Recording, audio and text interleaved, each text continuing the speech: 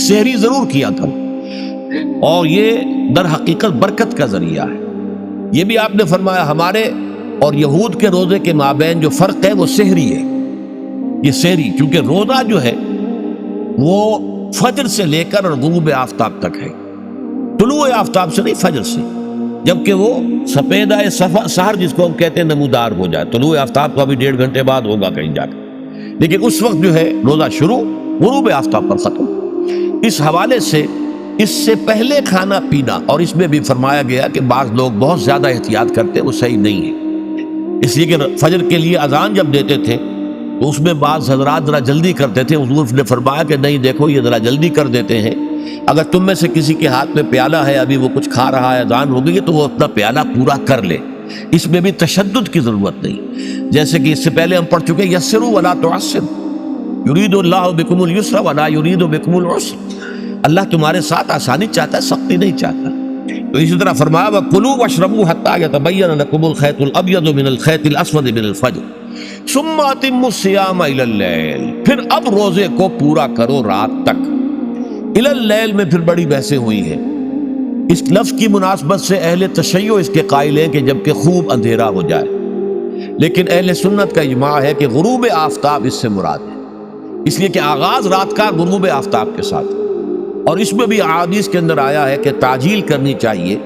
بعض لوگ وہی جو میں نے عرض کیا کہ تقویٰ کے تحت جو ہے، جیسے کہ سفر میں بھی روزے رکھتے ہیں، یا 104 بخار کے درجے میں بھی وہ روزہ قضا کرنے کو تیار نہیں ہوتے، ایسے ہی وہ تاخیر کرتے ہیں اپنے تقوی کے حساب سے، کہیں ایسا نہ ہو، کوئی غلطی نہ ہو جائے، کہیں یہ نہ ہو جائے، کہیں وہ نہ ہو جائے، تو پھر اس کے اندر وہ افطار میں، تو آپ نے فرمایا کہ قوم جو ہے اسی وقت میں صحیح رہے گی جبکہ وہ افطار میں عجلت سے کام لے، یعنی سحری کے اندر بہت زیادہ جلدی کرنے کی ضرورت نہیں، اگر اذان ہو رہی ہے اس کے دوران بھی اگر کچھ کھا پی رہے ہو تو کھا پی لو، مکمل کر لو۔ اسی طریقے سے افطار کے اندر جو ہے وہ تاخیر کرنے کی ضرورت نہیں، سورج کے غروب کے ساتھ افطار کر لو۔ وَلَا تُبَاشِرُوهُنَّ وَأَنْتُمْ عَاكِفُونَ فِي الْمَسَاجِدِ، ہاں اپنی بیویوں سے تم مباشرت نہ کرو، تعلق زن و شو قائم نہ کرو جبکہ تم مسجدوں کے اندر معتکف ہو۔ یہ اعتکاف کا ذکر ہو گیا۔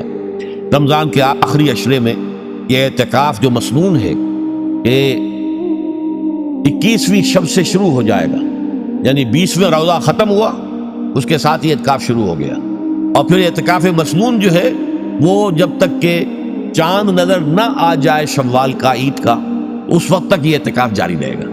یہ ہے مسنون اعتکاف۔ اس کی کیا حکمت ہے وہ میں بعد میں عرض کروں گا، تو یہ حکمت جو ہے اس کے حوالے سے گفتگو بعد میں ہو جائے گی، لیکن یہاں یہ بتا دیا گیا کہ یہ جو رمضان کی 20 راتوں میں اجازت دی گئی ہے اپنی بیویوں کے ساتھ ہم بستری کی، وہ اس معتکف کے لیے نہیں ہے۔ جو مسجد میں معتکف ہے تو ہاں اس کی اہلیہ آ سکتی ہے وہاں ملاقات کے لیے، کسی مشورہ کوئی کرنا ہے بہت ضروری ہے، آ جائے، ملاقات ہو سکتی ہے، لیکن یہ کہ مباشرت نہیں ہو سکتی، وہ حرام ہے۔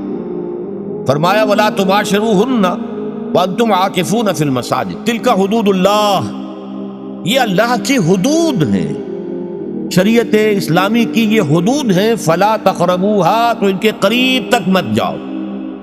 قرآن مجید میں اس اعتبار سے دو انداز تعبیر ہے کہ اللہ کی حدود ہے فَلَا تَعْتَدُوهَا، یہ اللہ کی حدود ہے، ان سے تجاوز نہ کرو، اس حد کو پھلانگ نہ جاؤ، اس حد سے آگے نہ گزر جاؤ۔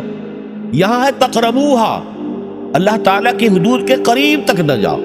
اس کی وجہ ایک حدیث میں بیان کر دی گئی ہے کہ جیسے ہر بادشاہ کی ایک چراگاہ ہوتی ہے، وہ صرف شاہی جو بھی ہیں جانور ہیں ان کے، یا گھوڑے ہیں یا کوئی اور ہیں، ان کے چرنے کے لیے ہے، وہاں پہ کوئی رعایت کا کوئی آدمی اپنی بھیڑ بکریاں وغیرہ نہیں لے جا سکتا۔ وہ حما کہلاتا تھا کہ یہ شاہ کے لیے مخصوص ہے، لکل ملک حمن وحم اللہ محارمہ، اللہ بھی بادشاہ ہے کائنات کا، ارض و سما کا، اس نے بھی جن چیزوں کو حرام کر دیا ہے وہ حما ہے، اس میں داخل نہیں ہونا تمہیں۔ تو فرمایا کہ جو چرواہا اپنی بھیڑوں کو بالکل اس کی آخری حد تک لے جائے گا تو اندیشہ ہے کہ کوئی بھیڑ کوئی بکری چھلانگ لگائے اور اس چراگاہ میں داخل ہو جائے۔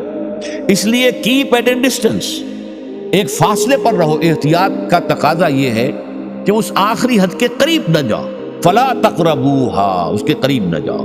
ان حدود کی تو سختی کے ساتھ پابندی کرنی ہے۔ ان کے لیے یہ ہے کہ ان کو نہ صرف یہ کہ ان سے تجاوز نہیں کرنا بلکہ ان سے ذرا کچھ فاصلے ہی پر اپنے آپ کو رکھنا ہے. کذالک یبین اللہ آیاتہ للناس، اسی طریقے سے اللہ تعالیٰ واضح کرتا ہے اپنی آیات کو لوگوں کے لیے. وَلَعَلَّهُمْ يَتَّقُونَ، اور تاکہ وہ پھر تقویٰ کریں، بچیں.